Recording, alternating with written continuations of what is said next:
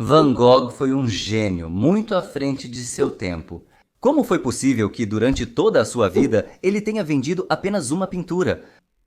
Agora nós vamos entender tudo isso juntos. Vincent van Gogh nasceu no entardecer de 30 de março de 1853 em uma família de pastor protestante na vila de Groot Zundert, sul da Holanda. Sua família determinou muito de sua vida. Desde a infância, ele era uma criança difícil, o único de quem a babá não gostava.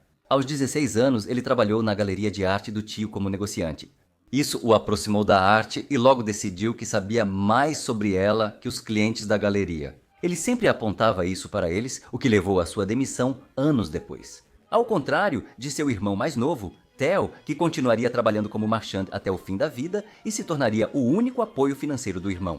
Por um tempo, ele ficou desempregado, passou por várias fases, depois conseguiu trabalho em uma livraria, mas a inquietação persistia. De repente, apaixonou-se pela religião e tornou-se pregador em um lugar difícil nas minas da Bélgica, dedicando-se tanto à pregação que chegou a assustar sua congregação. Depois de alguns anos, ele se envolveu na defesa dos mineiros, pelo que foi imediatamente demitido, porque acreditava-se que sua missão era acalmar os trabalhadores, não defender seus direitos. Lá, nas minas, entre paisagens sombrias e uma existência miserável, ele pensa pela primeira vez em pintura. E em 1880, aos 27 anos, ele toma uma decisão que será decisiva tanto para ele quanto para o mundo inteiro. Ele decide se dedicar à arte, mas da maneira como ele mesmo a vê, e isso lhe trará muitos problemas, mas ao mesmo tempo será exatamente isso que o tornará famoso. Ele vai para Bruxelas, onde faz amizade com o artista holandês Anton van Rappard e entra na Academia de Belas Artes, onde estuda desenho e perspectiva. Os estudos foram pagos por Theo. Aqui ele treina retratando mineiros, inspirado nas obras de seu artista favorito, Jean-François Millet. E esse amor definiu o estilo e a paleta de cores do seu período inicial. A pintura holandesa costuma ser marcada por sobriedade e certa melancolia. É importante notar que, tecnicamente, Van Gogh também pintava assim. Em sua paleta daquela época, predominavam tons escuros e terrosos, que, aliás, refletiam perfeitamente as paisagens sombrias das minas. Vale lembrar que, aos 27 anos, Van Gogh era magro, vestia-se de forma desleixada e não cuidava das roupas, o que não o tornava atraente nos meios sociais ou artísticos. Isso, aliado ao seu temperamento difícil, dificultava a comunicação de Vincent com o mundo, ou seja, as pessoas geralmente o evitavam. Na academia, Van Gogh cria suas primeiras pinturas, eu já as mostrei para vocês há algum tempo e vocês podem ver o quanto elas eram desajeitadas e inexperientes. Como qualquer pintura de um artista iniciante, não é de se surpreender. Na verdade, ele começou do zero, mas muito em breve o artista começa a ter conflitos com os professores. Ele de jeito nenhum queria assimilar os métodos e princípios acadêmicos conservadores e rigorosos, achava que todas essas regras e exigências tornavam o desenho sem personalidade e estéril. Se todos fizerem igual, então qual é a contribuição do próprio artista onde ele está nessa pintura? Por exemplo, a imagem do corpo humano? Supunha-se que os contornos fossem marcados antes do volume, mas Vincent desenhava a pessoa por partes, e isso irritava muitos professores. Além disso, ele era o mais velho da turma, o que criava um constrangimento extra. No final das contas, em menos de um ano, ele abandonou os estudos. Adiantando um pouco, foi justamente a teimosia dele, a recusa em seguir regras à risca, que ajudou a formar o estilo único de Van Gogh. Não foi apenas a teimosia que influenciou, mas também a dificuldade de Vincent em pintar figuras humanas. Mas falaremos sobre isso um pouco mais tarde. Durante esse tempo, Theo envia 50 francos por mês em cartas e Vincent agradece calorosamente ao irmão. Depois de sair da academia, ele vai para Etten visitar a família e rever o irmão, e lá acontece um encontro fatídico. Ele conhece sua prima Cornélia Adriana Wust Stricker e se apaixona perdidamente por ela praticamente desde o primeiro encontro. Ele faz uma proposta rapidamente, mas ela rejeita seu cortejo com firmeza. Não, nunca! Essa frase Van Gogh repetirá por anos, sem acreditar em sua veracidade. Van Gogh, que já tem 28 anos, já está mais do que na hora de se casar. Mas no fundo, ele é uma pessoa infinitamente solitária, sedenta de carinho e de ter alguém próximo, não muito agradável, nervoso, sem emprego, desleixado e extremamente teimoso. Nem a moça nem sua família imaginam Vincent como parte da família. E aqui novamente se revela o caráter do futuro artista que ainda lhe trará muitos problemas na vida. Ele não aceita a rejeição e começa, pelos nossos padrões atuais, uma verdadeira perseguição. Stalking. Ele a enche de cartas e vive indo visitá-la, esperando por ela. Assim que ele aparece na porta, a moça sai dizendo: "Não, qualquer um menos ele." No final, Vincent se convence de que a prima não pode aceitar suas investidas por motivos religiosos, se decepciona com a religião e nunca acredita que simplesmente não agradou à mulher. Movido pelo ceticismo, ele se recusa a ir à igreja com a família, eles têm uma briga feia com o pai e Vincent bate a porta novamente. Ele vai para Raya, onde aluga um quarto no ateliê de seu parente distante, o pintor Anton Mauve, com quem começa a ter aulas justamente em Raya. Com Anton supervisionando, ele pintou suas primeiras aquarelas e recebeu ensinamentos entusiasmados. Ensinou Van Gogh a segurar a paleta e a misturar as tintas, mas o mais importante, começou a ensiná-lo a retratar modelos, pessoas. Uma habilidade que Vincent simplesmente não conseguia dominar e, adiantando um pouco, ele nunca conseguiu realmente dominá-la. Além disso, era muito difícil conseguir modelos, pois custavam caro e Van Gogh não tinha dinheiro. O ateliê dele era minúsculo, e quando o modelo posava, Vincent tinha que sentar quase colado, dificultando observar o corpo inteiro e avaliar proporções, que naquela época eram medidas com o cabo do pincel de longe, usando o polegar para marcar distâncias. No fim, ele não conseguiu trabalhar com modelos nem com Anton, com quem brigou após poucos meses. Van Gogh se irritava com os conselhos do primo sobre seu estilo descuidado de pintura, e um dia, ao receber mais uma crítica, respondeu de forma ríspida: "Eu sou artista", querendo dizer que era assim que ele via e era assim que queria pintar. Há uma ofensa implícita nisso. O primo, ao seguir apenas o academicismo sem originalidade, não seria um verdadeiro artista. Anton se ofendeu e Van Gogh ficou novamente sozinho, deixando as ruínas de um relacionamento antes bom. Estando deprimido após a recusa da prima, Vincent, que já sofria de solidão durante toda a vida, decide que é hora de fazer um esforço e pôr fim ao seu celibato forçado. O fracasso amoroso traumatizou Vincent, prejudicando ainda mais sua autoestima, e sua nova escolhida foi a prostituta alcoólatra grávida de rua, Closina Maria Hornick. Já pensou no desespero do artista desejando ter alguém próximo e seguro por perto? Pareceu-lhe salvação uma união tão duvidosa? Vincent está animado, pois finalmente tem alguém ao seu lado, mesmo sendo de posição inferior e reputação duvidosa, mas que não o julga e até depende dele. Na cabeça de Van Gogh surge um plano de negócios brilhante. Ela vai posar para ele de graça, um luxo que ele nunca teve, e ele vai vender os retratos dela, sustentando os dois. Mas como sabemos, isso nunca vai acontecer. Van Gogh vendeu só um quadro em vida. A família Van Gogh era muito religiosa e composta por pastores protestantes. Chocado com a notícia, Theo tenta convencer o irmão a desistir da ideia absurda. Theo avisou Vincent que não apoiaria esse casamento ridículo e que ele poderia perder seu apoio. Por pressão familiar, Van Gogh desiste de se casar com Closine. Sim, além disso, até mesmo os parentes dela se opuseram fortemente a esse acontecimento, afirmando que Vincent era um inútil preguiçoso, sem um tostão, e a união dele se desfaz. Após uma briga com Anton, Vincent foi obrigado a sair do ateliê do primo e alugar um quartinho pelo qual agora precisava pagar. E a Receita Federal ainda apareceu para ele. Os vendedores de tintas, aos quais ele devia, começaram a pressioná-lo. Um deles até agrediu o artista. No fim, Van Gogh foge de Raya e retorna à casa do pai, que já havia sido transferido para Nuenen, cidade com muitas fábricas de tecelagem. A família já estava cansada das excentricidades, instabilidade e incapacidade de Vincent cuidar de si. Como podem ver, Van Gogh era complicado, indeciso, nervoso, inseguro e buscava realização. Vocês já notaram que as primeiras obras de Van Gogh eram esboços do que via: camponeses, tecelões, paisagens sombrias do norte da Europa e campos de trigo. O artista se sentia atraído pela vida real, por suas manifestações mais naturais, o chamado realismo, que era extremamente desaprovado pelo academicismo. Confira mais no meu vídeo sobre Edouard Manet. Não tendo a habilidade e os recursos suficientes para pintar grandes telas e quadros com enredo, ele procurava praticar com aquilo que via ao seu redor. E o problema de encontrar um modelo fez com que o principal modelo de Van Gogh ao longo de toda a sua vida fosse ele mesmo.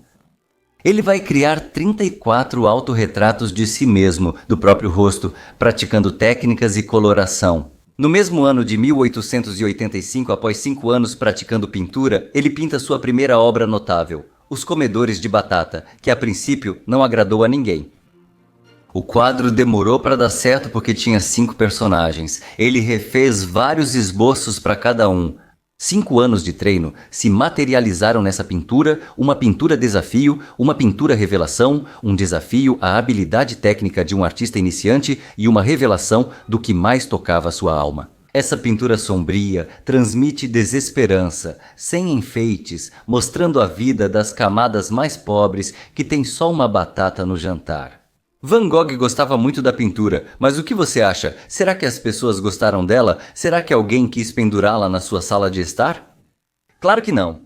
O quadro sombrio de um artista desconhecido não agradou nem mesmo ao irmão Theo, que achou a obra deprimente demais. O inquieto Vincent resolveu vendê-la aos camponeses e com Theo fez 20 litografias bem baratas. Não se sabe o destino delas, só 8 existem hoje.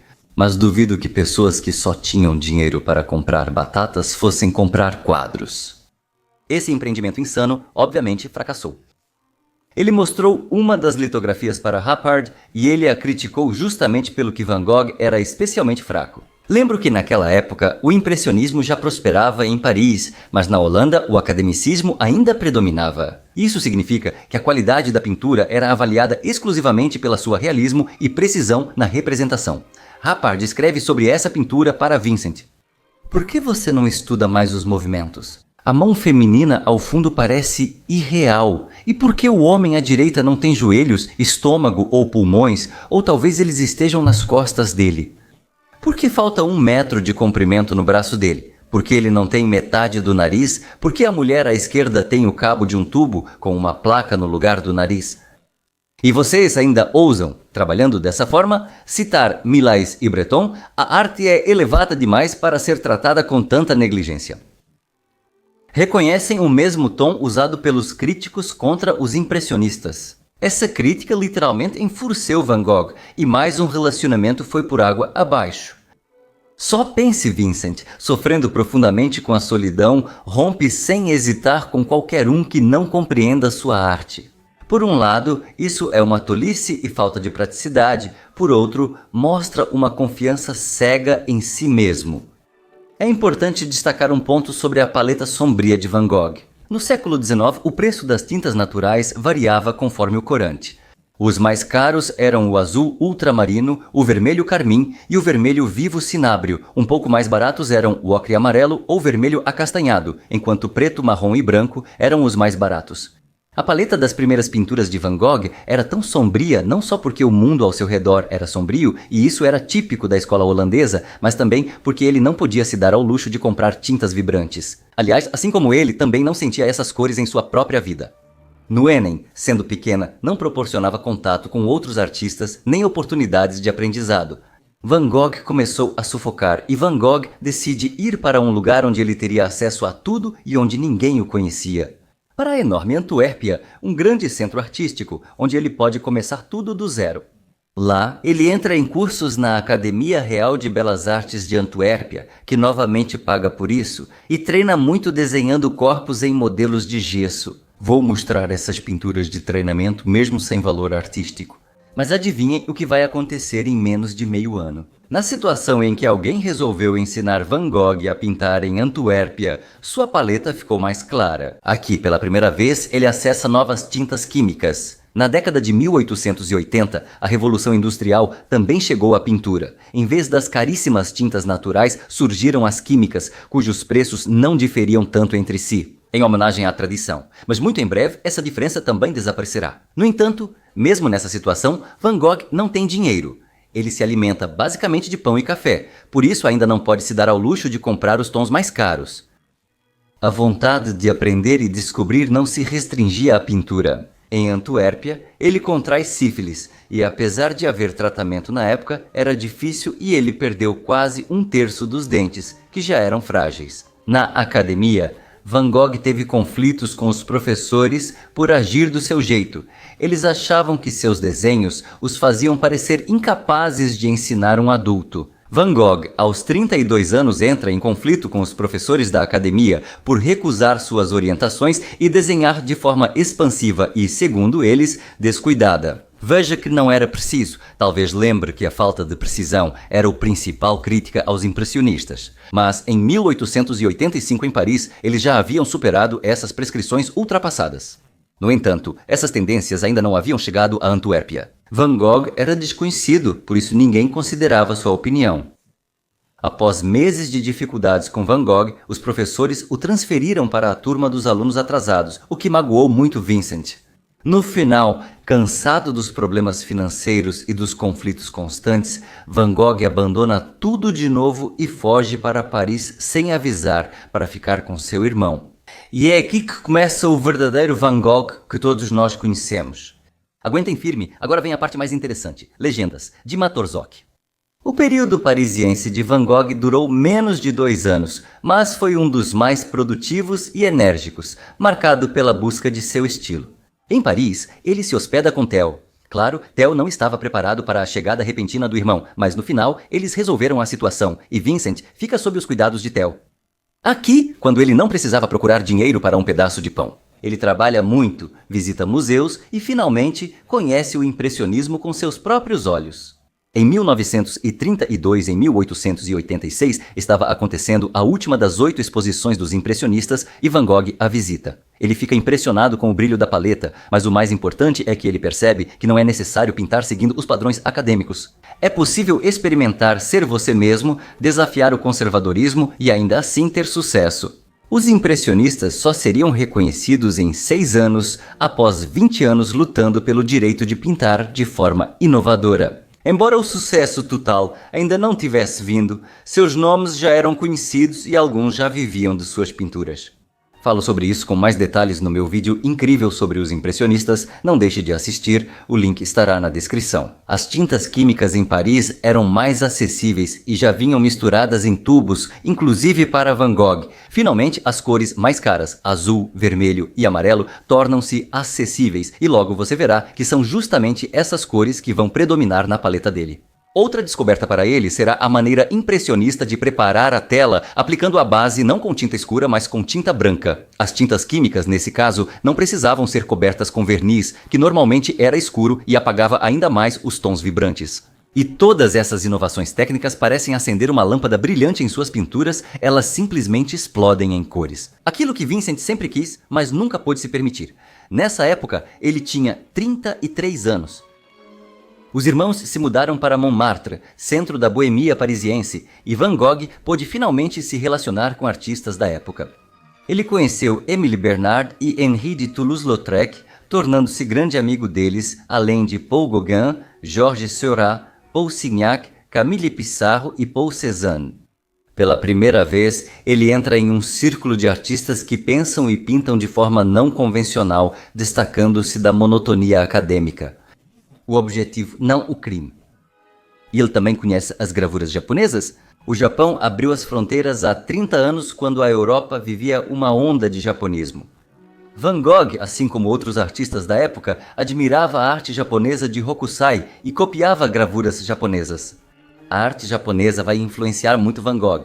Esses traços, feitos em papel virgem com espaços em branco, logo se transformarão na longa pincelada sinuosa de Van Gogh, que se tornará sua descoberta, sua marca registrada, seu legado.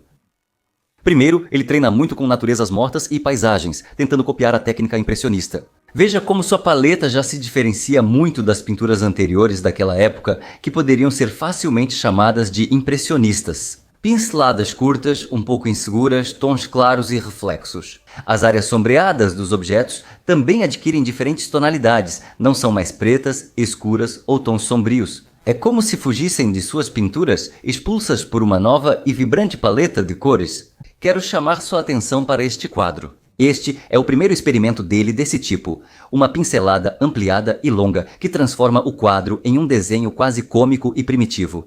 Ela não é muito conhecida, mas para acompanhar toda a evolução do estilo de Van Gogh, vale prestar atenção nela. Além das inovações técnicas, Van Gogh conhece a teoria das cores complementares, apresentada por Signac, fundador do pontilhismo. E ela o fascina tanto que, em breve, o artista passará a usar apenas essas cores. Cores complementares estão opostas no círculo cromático às primárias. azul, vermelho e amarelo. O complemento do amarelo é roxo, do vermelho, verde, do azul, laranja. E a teoria das cores complementares no impressionismo diz que a mistura de uma cor primária com sua complementar cria o chamado efeito de mistura óptica, o que dá dinamismo à pintura e faz com que ela vibre visualmente. Van Gogh passa a experimentar essa abordagem. Veja a pintura Moulin de la Galette, um moinho que Van Gogh retratou várias vezes, mas foi nessa obra que ele usou pela primeira vez seu contraste favorito entre amarelo ou laranja e azul. Veja o que ele conseguiu. Vou mostrar para você como esse moinho é de verdade. Voltando à pintura. O moinho tem um tom azulado, criando uma sensação de calor de verão, como se o ar entre nós e o moinho formasse uma névoa suave. A paleta de cores da pintura dá personalidade à paisagem que à primeira vista parece comum. E olhe para a parede, aqui está justamente aquele contraste de cores complementares, na minha opinião, ainda muito cauteloso e não dos mais bem-sucedidos, um pouco caótico. Aos poucos, Van Gogh encontra seu estilo em Paris devido ao contato com outros artistas. Ele começa a ter modelos, mas isso ainda é caro para ele, então ele começa a experimentar muito consigo mesmo. Logo, Toulouse-Lautrec o apresenta a Agostina Segatori, que era dona do Café Tamborin e foi modelo para muitos artistas, e entre eles começa um relacionamento amoroso. No Café Tamborin, muitos artistas se reuniam e às vezes organizavam exposições lá. Logo, Van Gogh pinta o famoso retrato de A. Agostina Segatori está no Café Tamborim junto com outras pinturas feitas para o local, conforme combinado com a proprietária. Na verdade, é sua primeira exposição, mas visitantes e artistas não gostam de suas pinturas. Para eles, a pincelada ainda insegura e infantil de Van Gogh soa pouco profissional, grosseira e muito emocional. E aparentemente tudo parecia finalmente começar a dar certo, mas até esse amor vai durar muito pouco. Não sabemos o motivo da briga, mas logo após, Segatori fez um aborto, provavelmente devido a uma gravidez não planejada.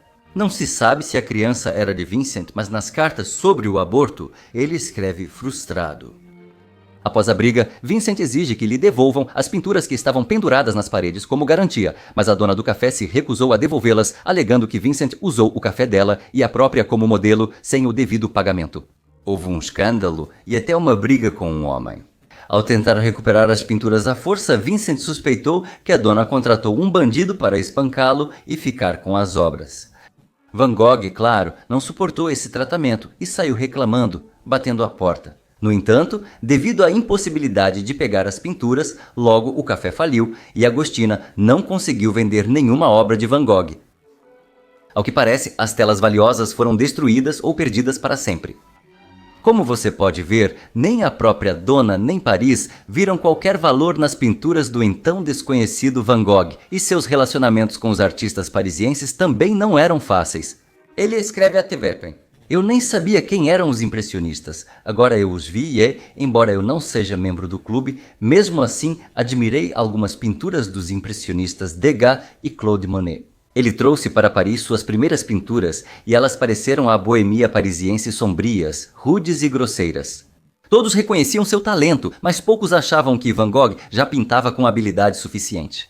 Toulouse-Lautrec admirava a força do traço de Van Gogh, mas o considerava selvagem para os salões parisienses.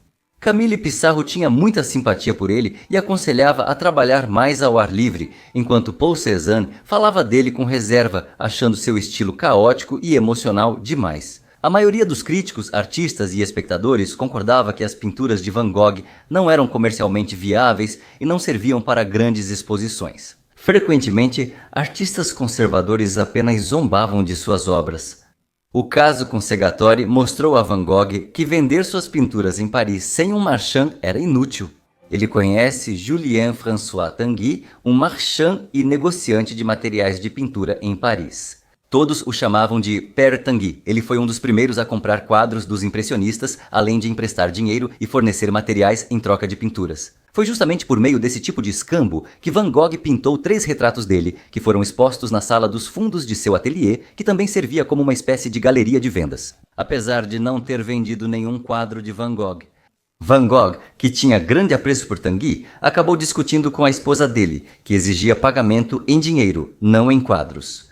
e isso, claro, esfriou o relacionamento do artista. Paul Durand-Ruel, principal marchand dos impressionistas parisienses, também não via valor nas obras dele, mesmo lutando pelo reconhecimento deles. Veja este vídeo sobre os impressionistas. Após a morte de Van Gogh, Durand-Ruel foi fundamental para popularizá-lo. Mas, infelizmente, ele também não reconheceu seu talento em vida. A vida agitada e suja de Paris pressionava muito Vincent. Por um lado, ele mergulhou na vida parisiense, voltou a estudar no ateliê do famoso professor europeu Fernand Cormon, aprimorou sua paleta de cores, mas, por outro lado, ele constantemente se sentia um artista de segunda categoria. Ao lado de colegas que, mesmo sem reconhecimento, já tinham algum sucesso, expunham em salões e socializavam, e entre os quais já se formava uma certa hierarquia, na qual Van Gogh, infelizmente, estava no degrau mais baixo, mesmo não sendo o mais jovem. O francês Bamon respeitava Van Gogh, irmão de um marchand de arte, mas era frio com ele. Van Gogh pintava havia poucos anos e não concluiu nenhuma instituição de ensino. Seu estilo de pintura é irregular e incomum, levando as pessoas ao redor a tratá-lo com cautela preconceituosa, não com interesse genuíno. Era uma época em que o antigo grupo dos impressionistas havia se desfeito. Cada um puxava a sardinha para o seu lado, os artistas brigavam com frequência, e Van Gogh, frequentemente, se encontrava em situações embaraçosas entre dois fogos. Mas, mesmo assim, ele conseguiu fazer amizade com algumas pessoas. Por exemplo, com Paul Gauguin, tão pobre e desconhecido quanto Van Gogh, e com Émile Bernard, com quem discutiam frequentemente sobre os rumos da arte. Com os outros artistas, Van Gogh não conseguia se dar bem, e isso o deixava muito deprimido. Vou mostrar um quadro que Van Gogh pintou no verão de 1887 em Paris. Ela não é muito conhecida, mas foi a primeira tela onde ele testou seu estilo. Pinceladas longas e quase paralelas. Na natureza, formas geométricas rítmicas são raras e geralmente resultam da ação humana, campos arados, edifícios, fileiras de videiras, pontes. É nesse tipo de paisagem que você vê agora esse recurso que em breve será usado em todos os lugares e criado em um novo estilo. Nesse período, surgiram os primeiros sinais de problemas mentais. A tensão de uma grande cidade indiferente e o absinto popular na alta sociedade parisiense despertaram as consequências da sífilis que ele havia contraído, especialmente a loucura. Ele começa a se sentir desconfortável na cidade e Van Gogh volta a amadurecer a ideia de fugir, só que agora para o sul da França. Como ele dizia, um país azul e vibrante. Ele escreveu: "Vou para algum lugar no sul para não ver toda essa concentração de artistas que, como pessoas, me causam repulsa." Perto do fim da estadia em Paris, ele pinta 2 autorretratos que já mostram claramente seu futuro estilo com pinceladas em traços. Preste atenção nessas pinceladas alongadas que ele organiza de tal forma que parecem fluir uma após a outra ao longo da trajetória traçada pelo artista. Elas se espalham em raios pelo rosto e contornam as abas do chapéu.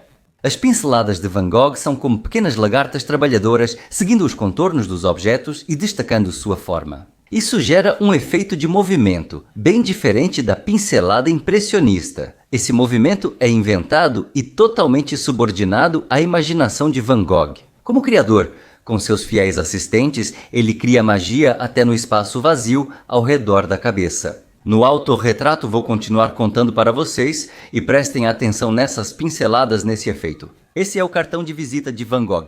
Paris ainda não percebeu que a emoção explícita em suas pinturas é desconhecida, nem os impressionistas aprovavam isso.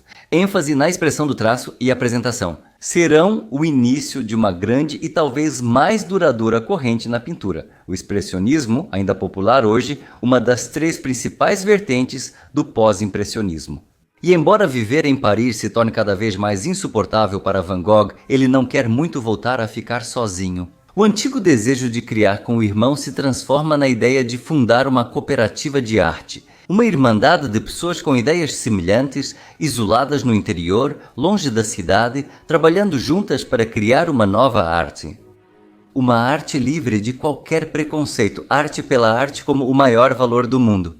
Ele compartilha suas ideias com Gauguin e Bernard e, após a aprovação educada, em 1888 muda-se para Arles, no sul da França. O lugar onde seu talento irá brilhar, o lugar onde ele cortará sua própria orelha e será internado no hospital, o lugar onde ele pintará a Noite Estrelada. Ele chega a Arles em fevereiro de 1888. Quando ainda há neve por toda parte, ele imediatamente cria 3 paisagens de inverno e continua trabalhando enquanto espera a primavera, com retratos. Aqui também não é fácil. Achar um modelo em cidade pequena é mais difícil que em Paris. A população local simplesmente não entende essa ocupação estranha de ser artista e desenhar pessoas desconhecidas. Aqui vivem pessoas simples e sentar-se a sós com um artista magro e mal vestido enquanto ele te desenha. Parecia algo sem importância para eles, e para as moças era totalmente proibido ficar a sós com um homem solteiro. Por isso, enquanto fazia contato com os locais, Vincent pintava principalmente paisagens e naturezas mortas. Um pouco depois, ele encontrou uma maneira de lidar com os homens. Pagava a eles convidando-os para o bar local, ou seja, oferecia uma rodada em troca do retrato. Vou mostrar uma pintura onde surge outra característica do período tardio de Van Gogh. Com a chegada da primavera, Arles ficou colorida. Era exatamente isso que Van Gogh tanto esperava, o motivo pelo qual ele veio para esse lugar remoto, o tão sonhado paraíso das flores. Ele escreve: "Não preciso de arte japonesa porque me imagino no Japão, e tudo o que preciso são meus olhos. Ver o que está diante de mim e das árvores, não preciso pedir para pusar ou lembrar." Ele escreve sobre macieiras, pessegueiros e pereiras em flor. E nesta pintura, veja, pela primeira vez ele delineia claramente os contornos escuros da árvore, um estilo que ele não tinha antes. Com o tempo, esse contorno que separa os planos da pintura estará presente na maioria de suas obras. Essa técnica depois ficará muito popular na França. Para lidar com a perspectiva, Vincent inventa uma moldura de perspectiva, como chamou. Era uma moldura de madeira de 1 metro por 1 com cordões cruzados, criando perspectiva convergente. Van Gogh olhava através dela para a paisagem que queria retratar e transferia as proporções e as linhas de perspectiva das estradas, campos e edifícios para a tela. Ele acreditava que logo todos os artistas usariam a ferramenta e enviou esboços para Theo. Mas artistas experientes não precisavam de auxílio para perceber a perspectiva. A câmara escura já estava fora de uso há muito tempo. Os artistas aprenderam a enxergar a perspectiva a olho nu. Assim, a invenção de Van Gogh, que ele tanto valorizava, não foi usada. Enquanto isso, Theo expõe algumas pinturas na Exposição dos Independentes, em Paris. Mesmo assim, não conseguiram revendê-las. No começo do verão, ele conhece Joseph Rollin, o carteiro local, e pinta bastante sua família. Seu círculo de conhecidos se amplia e os retratos começam a ocupar cada vez mais espaço em sua obra. Em sua coleção até aparece uma jovem chamada La Musmet. Não sabemos quem ela é. Mas sabe-se que havia um bordel em Arles que Van Gogh frequentava com frequência e, ao que tudo indica, ela era uma das funcionárias. Nenhuma outra moça naquele lugar aceitaria posar para um homem estranho e nervoso. Mas a chegada da primavera e depois do verão dão a Van Gogh tanto espaço para pintar que isso não o incomoda muito. O único peso para ele é a solidão. Ele escreve sobre isso para Theo e também para Gauguin e Bernard, convidando-os a Arles para formar uma comunidade de artistas. Mas Bernard está muito ligado a Paris, apesar da pobreza. Na verdade, é fascinado pelas parisienses, algo que Arles não oferece. Já Gauguin está em uma situação financeira tão difícil, cheio de dívidas, que Theo encontra uma maneira de atrair o artista e agradar ao irmão. Ele propõe quitar as dívidas de Gauguin em troca de suas pinturas, que serão colocadas à venda, além de oferecer total apoio financeiro a ambos os artistas. Em Arles, Gauguin reflete bastante e, em agosto, aceita por considerar vantajoso. Van Gogh fica entusiasmado. Ele encontra uma casa amarela perto de Arles e Theo lhe envia 300 francos para que ele alugue e prepare tudo para o futuro ateliê dos dois artistas. O aluguel custa 15 francos por mês e Van Gogh se muda para lá alegremente, depois de, como de costume, brigar com o dono do hotel onde morava antes por causa de uma conta muito alta. Os irmãos Van Gogh queriam que a comunidade crescesse e virasse o centro de um novo movimento em contraste com a Paris refinada. Mas e por enquanto? Animado, Vincent decide decorar o ateliê que divide com Gauguin com quadros e, em agosto de 88, pinta a famosa série com girassóis. Primeiro 3, depois 5, 12 e 15, somando 4 quadros. No final do verão, ele conheceu Eugène Boch, um pintor belga que veio a Arles por recomendação de amigos. Nas cartas, Van Gogh demonstra carinho por ele e, em setembro de 88, pinta seu retrato, marcando um novo significado na pintura. Vou me deter um pouco mais sobre ele. Veja como o próprio Van Gogh o descreveu. Recentemente pintei o retrato do nosso amigo Boch, coloquei-o diante de um céu estrelado e nisso há algo de infinito. Quis mostrar que nos olhos do artista há algo maior do que ele mesmo, seus sonhos. Preste atenção nas estrelas ao fundo do retrato. Para Van Gogh, elas simbolizam a luz interior do artista, um simbolismo novo e distinto do realismo rigoroso de suas obras anteriores. Aqui começam os primeiros passos do artista ao adicionar imaginação às pinturas.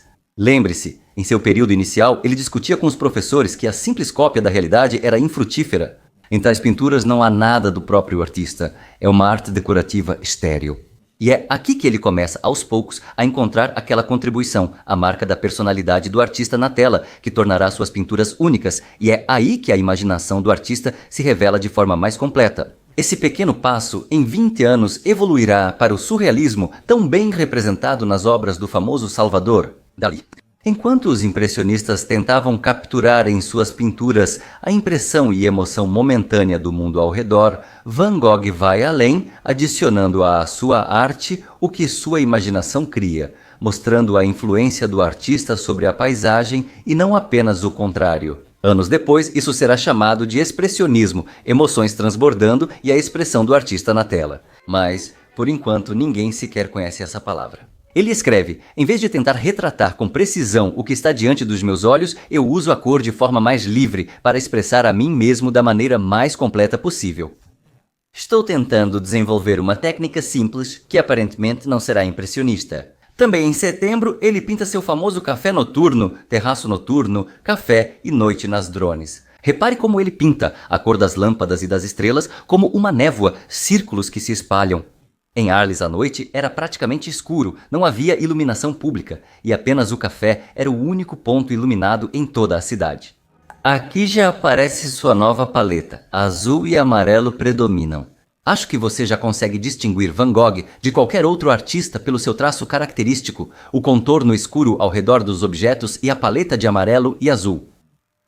Trabalhar é difícil para Van Gogh. Sua saúde foi seriamente prejudicada por anos de fome, o estômago não funciona bem e a bebida constante e o vinho ruim do único café só pioram a situação.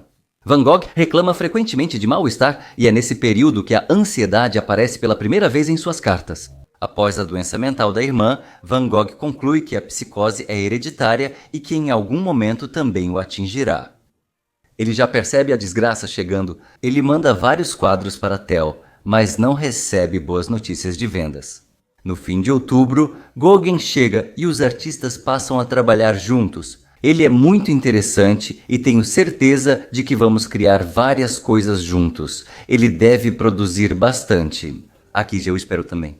Eu sinto em mim a necessidade de trabalhar até o completo esgotamento físico e o desgaste moral. Esse é, afinal, o único jeito de eu compensar nossas despesas. O que posso fazer se meus quadros não vendem? Gauguin também pinta o café noturno, e veja como os artistas no estilo A são tão diferentes. Enquanto isso, Theo conseguiu vender bem os quadros de Gauguin, que ele havia deixado como garantia para pagar dívidas, e depois aconteceu mais uma venda, e Theo escreveu em uma carta para Vincent que ficou muito satisfeito.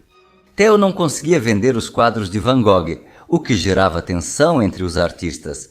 Os artistas, em geral, estão sempre competindo, não há nada de incomum nisso, mas quando um dos que está atrás de repente começa a se destacar, o outro sempre acha isso injusto. Nas cartas, Van Gogh não faz nem mesmo uma menção à rivalidade, mas depois de elogiar Gauguin, ele imediatamente tenta falar sobre suas novas pinturas. Como se dissesse ao irmão: eu também posso, confie em mim.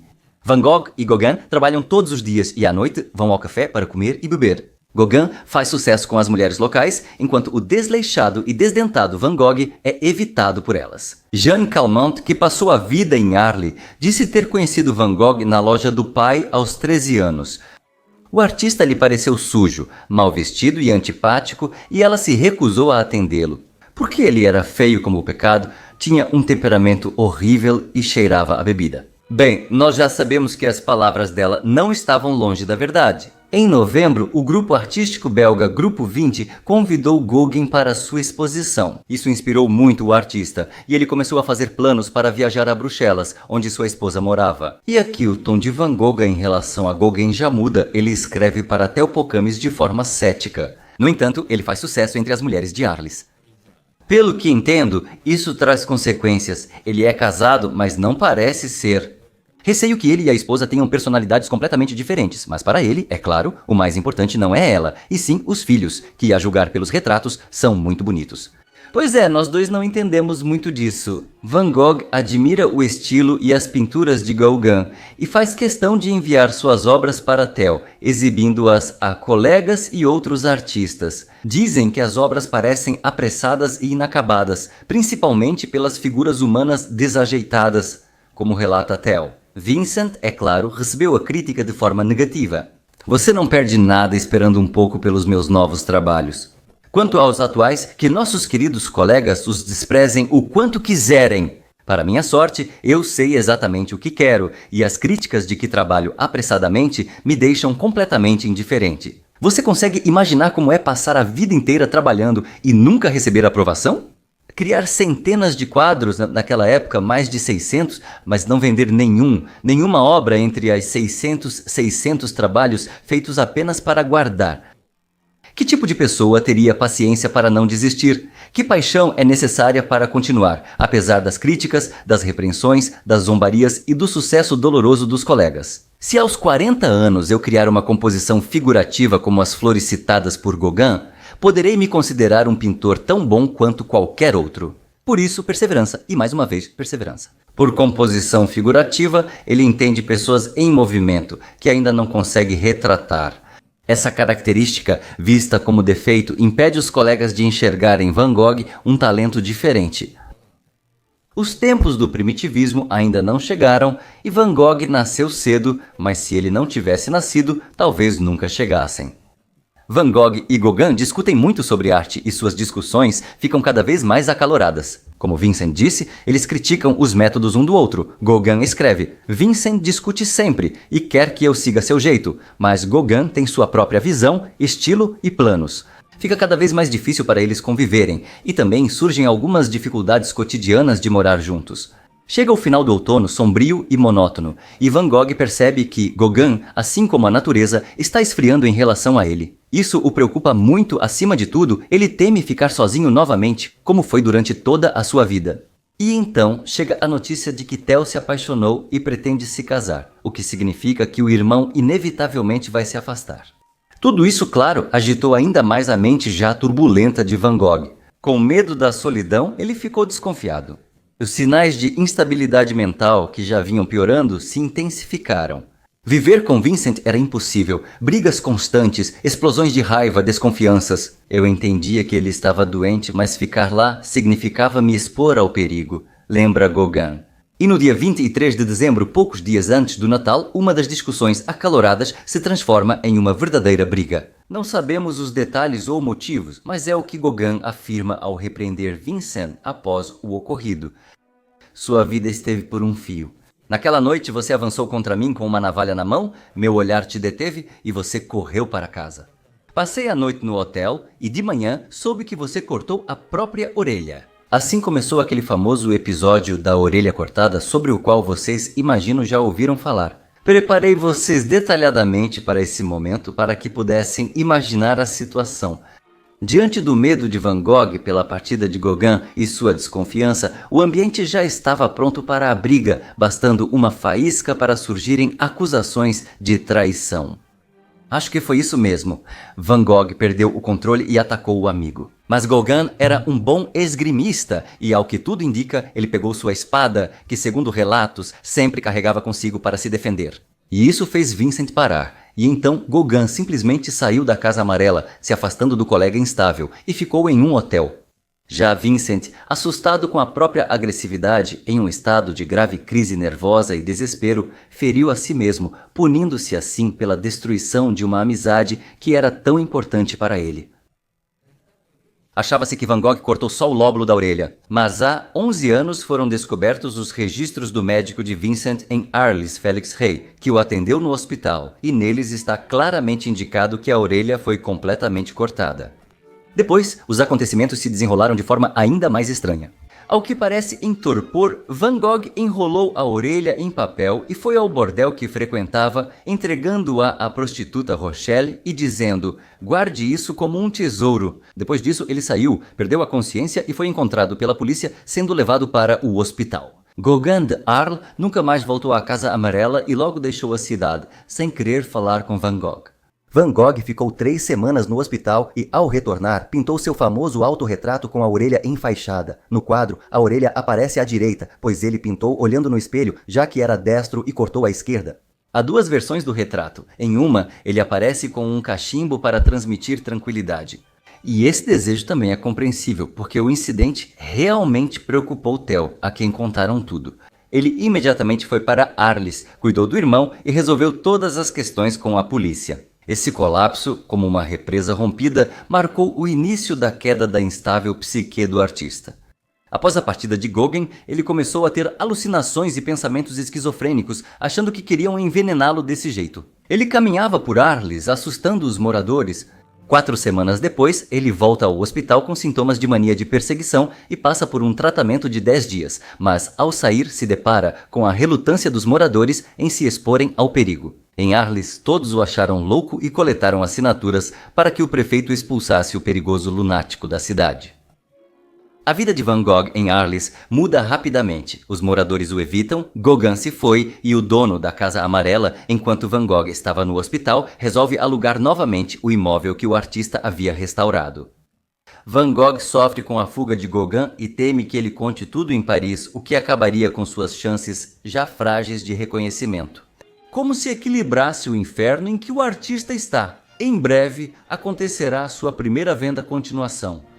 Theo sabia que Van Gogh, em seu estado, não poderia viver sozinho em Arles e voltar para Paris também não era indicado, por isso sugere ao irmão que se interne no Hospital Psiquiátrico de Saint-Rémy-de-Provence.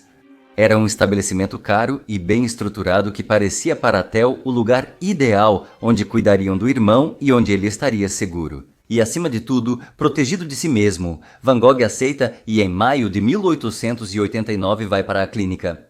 Theo acertou para que ele tivesse um ateliê ali, mas, infelizmente, não havia janelas nele. A clínica possuía um belo jardim com íris, onde Van Gogh pintou suas famosas flores. Com permissão para pintar ali, ele aproveitava a tranquilidade, a pensão completa e a ausência de contatos externos e estresse para trabalhar. Surge a principal e mais marcante qualidade de suas pinturas. Seu traço, antes curto e alongado, fica longo e espiralado. Assim ele pinta os ciprestes e íris, repetindo o movimento das folhas nas pinceladas. Veja, é como se pudéssemos ver o cipreste se contorcendo sob a ação do vento. Esse é o último passo no desenvolvimento de seu estilo incrível, quando Van Gogh começa, de fato, a modelar o movimento. Em junho de 1889, um mês após chegar a Saint-Rémy, Van Gogh pinta Noite Estrelada. No quarto dele há apenas uma pequena janela gradeada. Durante o dia, ele pinta no ateliê ou no jardim e à noite vê as estrelas pela janela. Ele pintou esse quadro de memória e ele se tornou o apogeu de sua fantasia. Ele não o pintou como via, sobrepondo seu traço à realidade. Ele o inventou completamente. Tal paisagem não existia. Ninguém jamais viu tais redemoinhos no céu. Mas também ninguém jamais viu tanta dinâmica em uma paisagem comum de céu estrelado. Se você assistiu aos meus vídeos, sabe que os artistas frequentemente pintavam em seus ateliês de memória. Geralmente, a tarefa deles era reproduzir o que viam com máxima precisão, aproximando-se da fotografia. Van Gogh dá aqui um passo novo, inesperado e até revolucionário. Ele abre mão da semelhança e dá prioridade à imaginação do artista, à sua autoexpressão, algo que ele sempre quis. Ele transfere para a tela não uma imagem que ficou na memória, mas os sonhos que nos envolvem quando estamos deitados na grama fresca do verão e olhamos para o céu vertiginosamente sem fundo, cheio de incontáveis estrelas. Vincent gosta da clínica, onde se sente em paz, sem preocupações e nos intervalos das crises pode se dedicar ao trabalho. Isso imediatamente se reflete em suas pinturas. Seu estilo dá um salto e as telas parecem ser tecidas de movimento, de linhas sinuosas e retorcidas. Pelo que entendi, é preciso continuar o tratamento.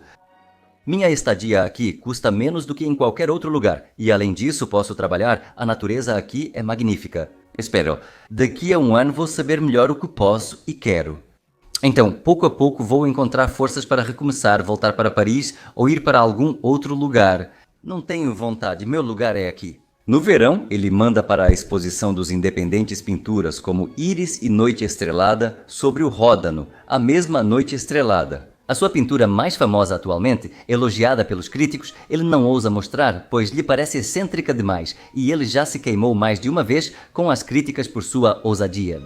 E, inesperadamente, Claude Monet afirma que os íris de Van Gogh são o melhor quadro da exposição, e realmente é magnífico, não acha? E esse foi o primeiro reconhecimento do atrevido autodidata, um artista desagradável e desleixado que ninguém levava a sério. Esse acontecimento foi muito importante para Van Gogh, para a autoestima dele. Que pena que ele só tinha mais meio ano de vida. Em janeiro de 1890, agora foi ele quem recebeu o convite para participar da Exposição dos 20 e ele enviou para lá seus vinhedos vermelhos. A reação do público foi contida, mas, em compensação, essa pintura foi comprada por 400 francos pela artista belga Anna Both.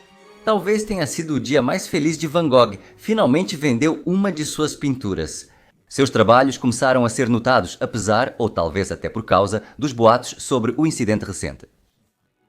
E pouco depois, no Salão dos Independentes, em janeiro, ele envia nada menos que 10 quadros que são recebidos pelo público de forma mais favorável. O público começa a se acostumar com seu estilo incomum e ele começa a receber os primeiros sinais tímidos de reconhecimento na clínica. Van Gogh tornou-se mais forte física, mental e criativamente. Seu próprio estilo amadureceu e se formou em algo totalmente único para aquela época. Ele começa a experimentar suas novas forças e seu novo estilo. Ao reinterpretar as obras dos mestres consagrados, sua última e mais difícil conquista foram as figuras humanas.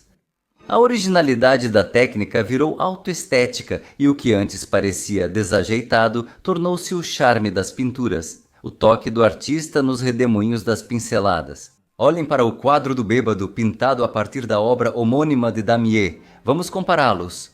Me parece que, graças à pincelada longa e sinuosa, nós conseguimos ver os movimentos bêbados e inseguros desses beberrões e a distorção de seus rostos. Ainda em fevereiro, ele pinta a caminhada dos prisioneiros e faz novos estudos sobre o bom samaritano inspirados em Delacroix.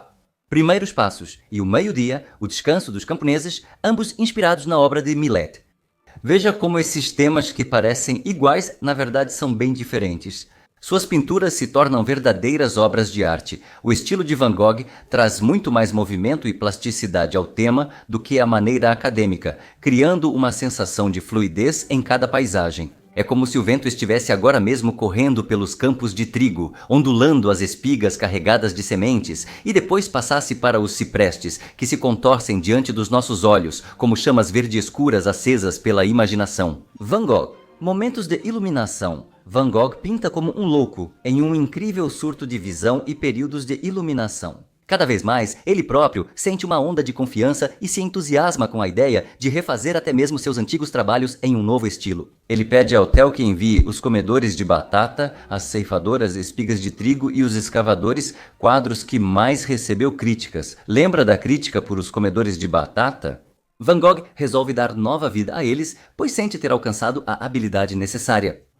Você consegue imaginar o que poderíamos ter visto se ele tivesse vivido pelo menos mais alguns anos?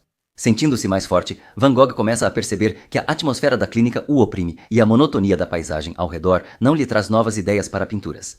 Os remédios suprimem emoções e outros pacientes o irritam, então ele e Theo discutem a mudança de Van Gogh para perto do irmão. O clima aqui começa a me oprimir de forma indescritível. Bem, eu aguentei por mais de um ano, agora preciso de ar, me sinto esmagado pelo tédio e pela tristeza. Tenho mais ideias do que jamais conseguirei expressar, mas isso não me desanima. O cérebro age quase mecanicamente. Vejo isso como um sinal de que vou recuperar minha confiança assim que chegar ao norte e me livrar do meu ambiente atual. Em maio de 1890, Vincent estava mais forte e pôde sair da clínica. Ele ainda não pode e nem quer voltar para Paris, então vai para um subúrbio de Paris, a cidade de Auvers-sur-Oise, onde fica sob os cuidados do psiquiatra conhecido de Theo, o Dr. Gachet. Antes, ele passa alguns dias em Paris com o irmão, conhece sua esposa, com quem se casou um ano antes, e o filho pequeno, chamado Vincent. Em Auvers, ele segue pintando em um lugar bonito. Suas obras ficam mais simples, próximas ao fauvismo, com perspectiva distorcida e cores vibrantes, quase sem preocupação com luz e sombra. Nos últimos 2 meses, ele pintou mais de 70 quadros, ou seja, pintava como uma máquina, um quadro por dia. Mas em 27 de julho de 1890, acontece um evento sobre o qual os estudiosos da arte ainda discutem até hoje, e a versão mais provável eu vou contar para vocês agora. Naquele dia, ele saiu como sempre com seus materiais de pintura e foi aos campos de trigo próximos à vila. Mas algumas horas depois, ele voltou cambaleando, sangrando de um ferimento à bala. Por 2 dias, ele ficou deitado na pousada. Theo chegou rápido e fez o possível. Mas em 29 de julho, aos 37 anos, Vincent van Gogh faleceu com as palavras: "A tristeza durará para sempre. Arrisquei minha vida pelo meu trabalho e minha sanidade estava meio destruída." Essas palavras estavam em sua última carta encontrada com ele em seu leito de morte. Existem 2 teorias sobre o que aconteceu, sendo a mais aceita o suicídio. Os teóricos apontam como prova o estado de depressão em suas cartas recentes e sua última pintura, Campo de Trigo com Corvos, que simbolizaria o pressentimento da morte. Essa teoria parece poética. Não foi possível comprovar que essa foi sua última pintura, e ela também não foi sua primeira obra com corvos. Feridas eram simplesmente uma parte típica de qualquer campo. O ferimento contradiz essa teoria, pois atingiu a parte superior do abdômen, abaixo do peito. Suicidas geralmente atiram na cabeça ou no coração, mas esse ferimento não se encaixa na teoria do suicídio. Além disso, Van Gogh nunca teve um revólver ou qualquer outra arma de fogo. E quem, ao planejar suicídio, levaria materiais de pintura, não deixaria bilhete, voltaria para casa e ainda lutaria pela vida por 2 dias? É difícil imaginar que Van Gogh, planejando suicídio, não deixasse ao menos um bilhete para seu irmão. Apesar do ferimento abdominal, sem atingir órgãos vitais, ele conseguiu retornar ao hotel e sobreviver por mais 2 dias. Os médicos não conseguiram retirar a bala e Vincent morreu de hemorragia interna e infecção. Os antibióticos só surgiriam em 40 anos e a sepse naquela época matava muitos. O que poderia ter ocorrido? De acordo com as pesquisas mais recentes do biógrafo de Van Gogh, há uma hipótese de que tenha sido um acidente. Há evidências de que, enquanto Van Gogh estava em Anvers, 2 adolescentes sempre brincavam com um revólver. E os pesquisadores concluíram que, muito provavelmente, foi um acidente. Adolescentes brincavam e acertaram o artista sem querer. Acrescento com certa dúvida, conhecendo a crueldade dos adolescentes e como Van Gogh era visto pelas pessoas ao redor. Um sujeito de uma orelha só, magro, desdentado e nervoso, um vagabundo louco. Talvez esses adolescentes tenham começado a zombar do artista. É impossível disparar acidentalmente um revólver e acertar a única pessoa em um campo imenso. Alguém precisou apontar o cano. "Não acusem ninguém, fui eu quem fez isso", respondia Van Gogh. Essas palavras, vistas como confissão de suicídio, parecem mais um desejo de proteger alguém, de encobrir e aceitar humildemente o destino. Ele ficou feliz que o irmão veio e confessou. Gostaria de partir, assim mesmo. Assim, ele morreu nos braços do irmão amado, cercado por suas obras. Já cansado dessa batalha interminável, na qual ele só agora começava a vencer, ele foi enterrado aqui, e amigos e familiares compareceram ao funeral. Émile Bernard, que não foi a Arles, relatou que o caixão estava coberto de flores amarelas, girassóis, seus favoritos, e na sala havia seus quadros de campos de trigo, símbolo da eternidade. No funeral vieram artistas locais, Pissarro, assim como amigos de Paris. Todos choravam. 6 meses depois, Theo Van Gogh morreu aos 33 anos de paralisia progressiva, que o levou em 1 mês. Ele foi enterrado em Utrecht, mas em 1914 seu corpo foi exumado e reenterrado ao lado do irmão. Os túmulos dele seguem juntos até hoje. Após a morte de Theo, sua viúva Johanna ficou com mais de 200 quadros não vendidos de Van Gogh e mais de 600 cartas dele. Ela tentou promover sua arte, organizando exposições e trocas, enviando suas pinturas para museus. Ainda foram precisos 11 anos para o mundo estar pronto. Para a apreciação da obra de Van Gogh, em 1901 acontece uma exposição individual do artista que se torna uma verdadeira sensação.